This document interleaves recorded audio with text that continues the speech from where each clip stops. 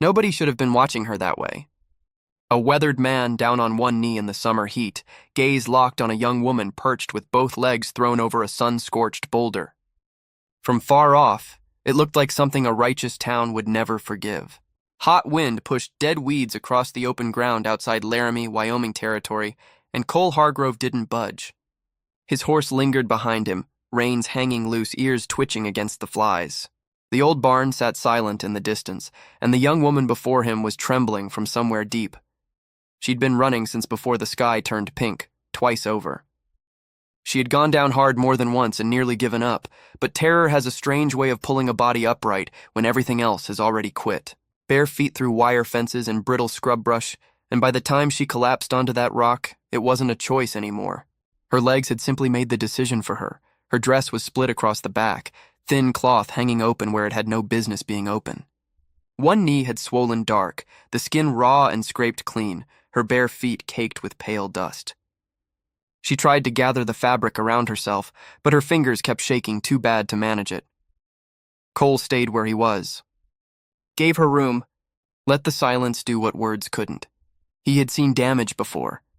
The war had given him a thorough education in what one man could do to another, and what silence could build when decent men chose to look the other direction.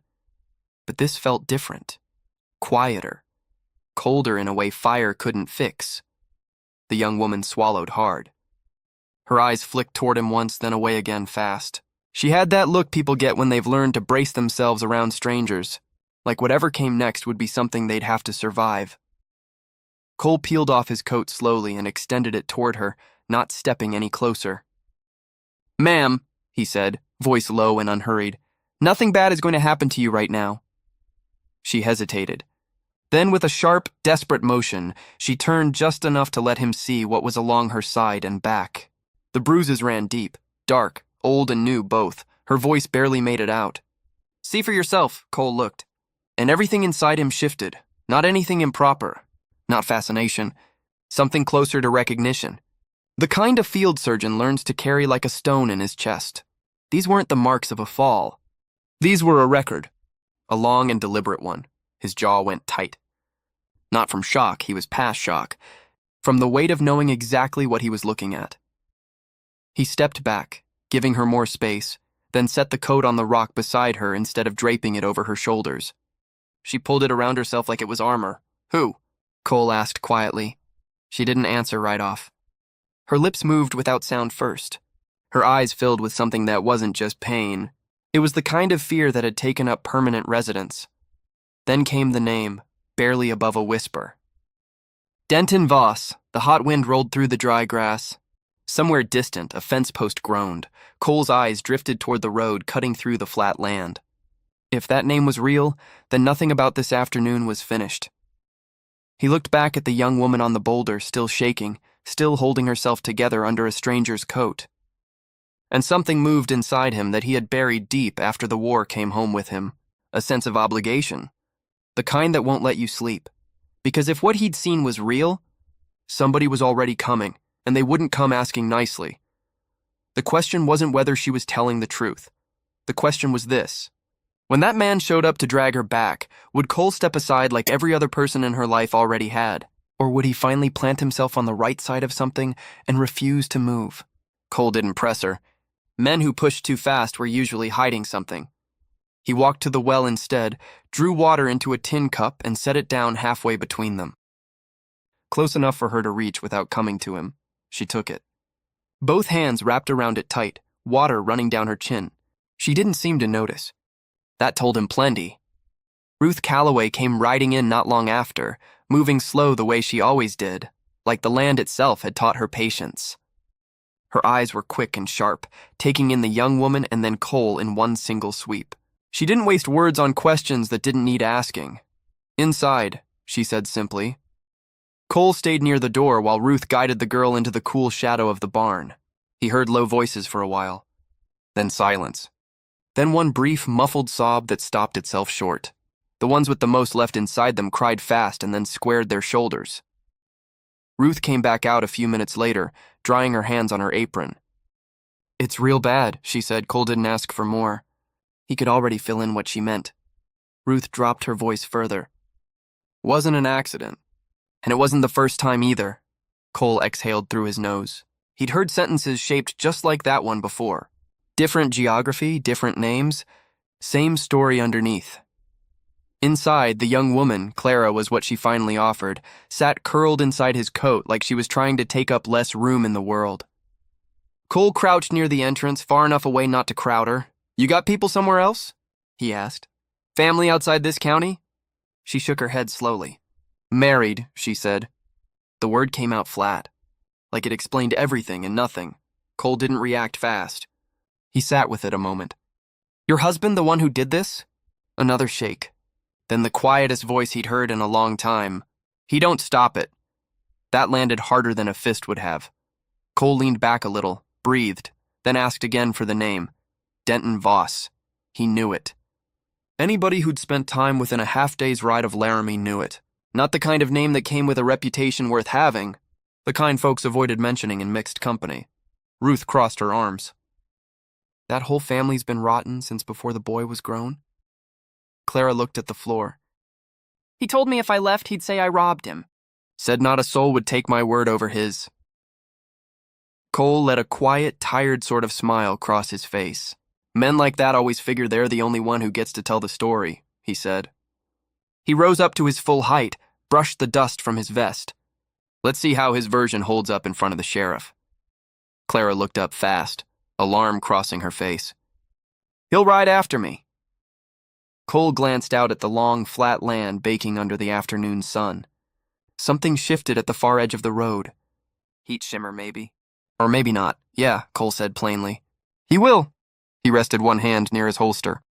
Not drawing, just reminding himself it was there. Some stories didn't stay buried. They rode in. 3 riders came into view, slow and deliberate. No skulking, no rushing, just a straight approach down that dusty road, like men who expected the world to get out of their way. They had followed the trail. Bare footprints in dry dirt don't disappear quickly.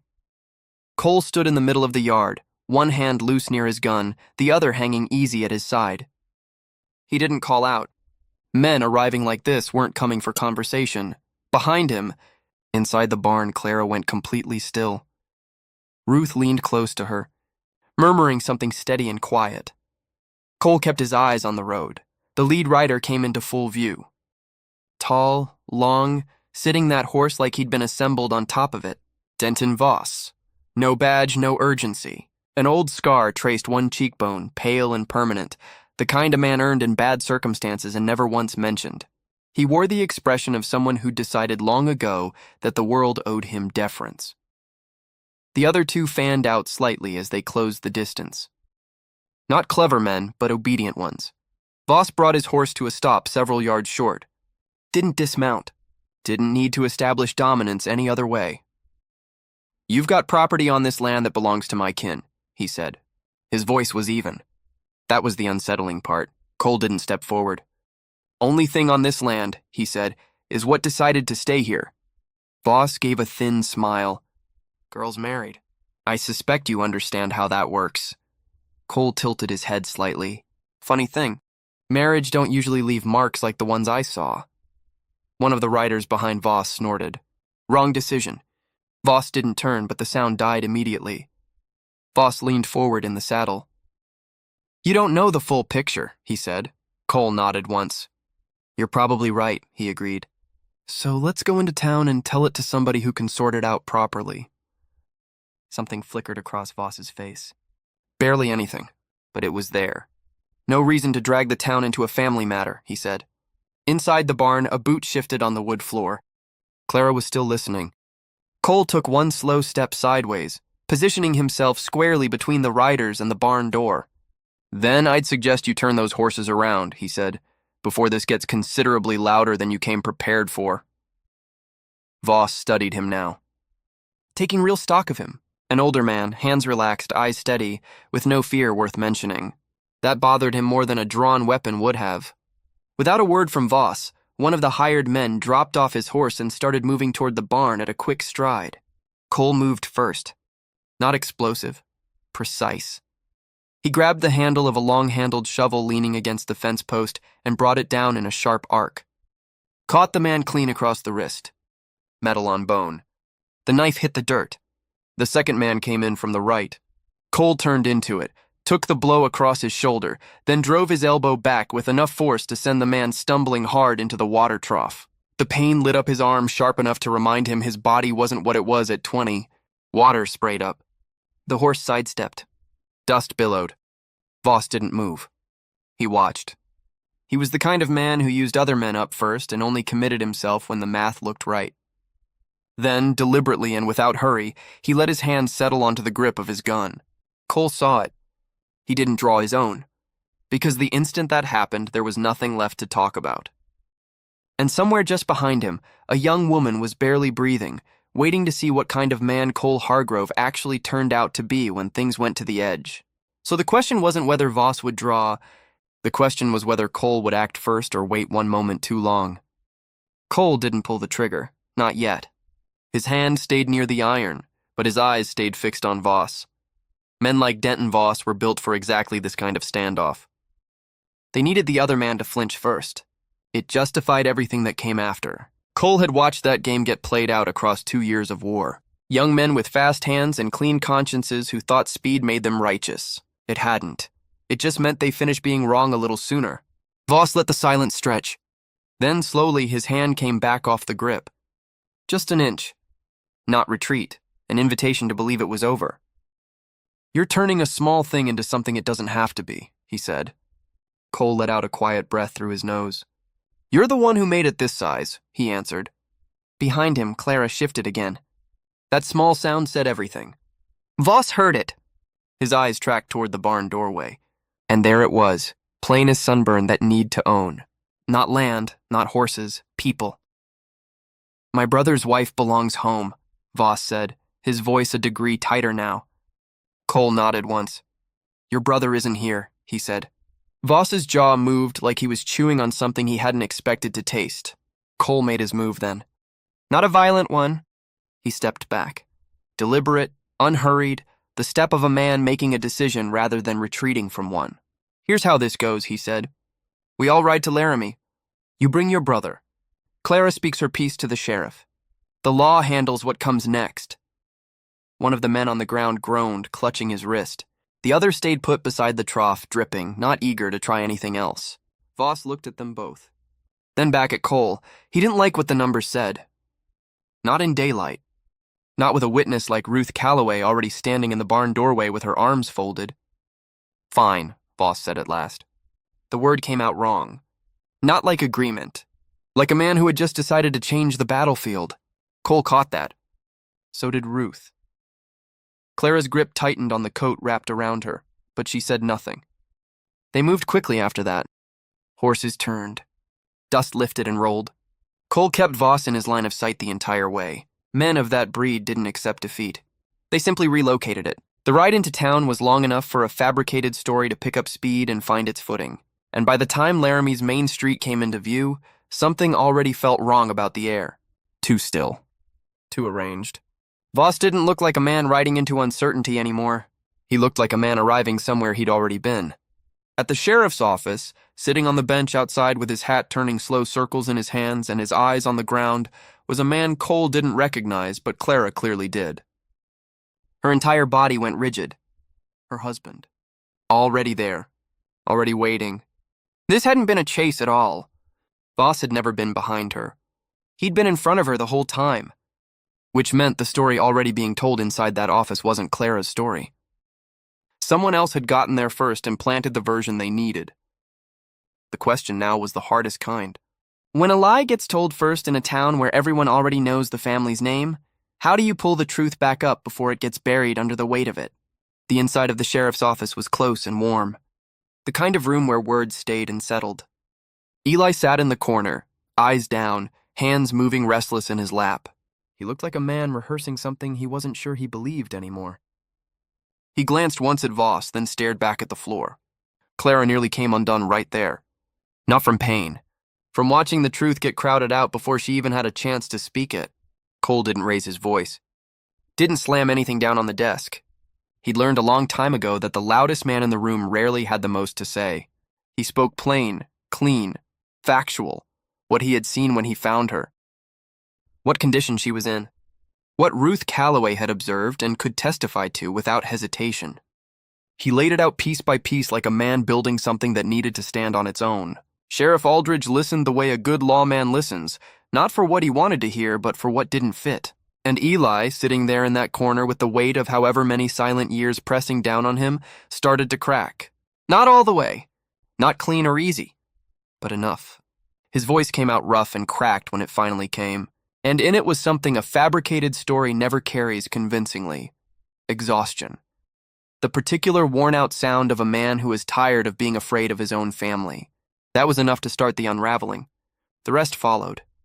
Documents, inconsistencies. A fire that had been set to burn evidence and ended up burning away the lie instead. Sheriff Aldridge didn't need a full written confession. He had enough to hold Denton Voss. When Voss tried one last time to reshape the narrative in that room, nobody turned to look at him. By the time the sun hit the tops of the buildings outside, Denton Voss was no longer a free man. And Clara, for the first time since she could clearly remember, didn't look over her shoulder when she walked through a doorway.